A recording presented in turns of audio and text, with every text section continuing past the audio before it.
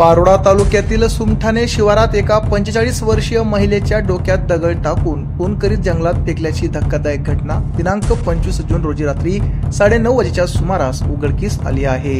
अंमळनेर पोलिसांच्या पथकाला माहिती मिळाल्यावर त्यांनी पारोळा पोलिसांना याबाबत माहिती दिली। पारोळा पोलिसांनी महिलेची ओळख पटवण्याचे आवाहन केले आहे। पारोळा तालुक्यात जानवे सुमठाणे शिवारात एका गोणीत कुणाला तरी बांधून फेकले असल्याची माहिती अंमळनेर पोलीस स्टेशनचे पोलीस निरीक्षक दत्तात्रय निकम यांना मिळाली होती। त्यांनी त्यांचे कर्मचारी सहाय्यक पोलीस निरीक्षक रवींद्र पिंगळे, हेड कॉन्स्टेबल कैलास शिंदे, अमोल पाटील, गणेश पाटील, प्रशांत पाटील, उज्ज्वल कुमार म्हस्के, सागर साळुंके आदी पोलिसांना घटनास्थळी पाठवले। पारोळा तालुक्यातील सुमठाणे शिवारात जंगलात एका त्या 45 वर्षीय महिलेचा मृतदेह दिसून आला। तिच्या डोक्यात दगड टाकून खून करीत खतांच्या गोणीत बांधून फेकून दिलेले आढळून आले। पुरावा मिळू नये म्हणून त्या गोणीवर पालापाचोळा झाकला दिसला। हा प्रकार 2 दिवसांपूर्वी झाला असावा असा अंदाज पोलिसांनी व्यक्त केला आहे।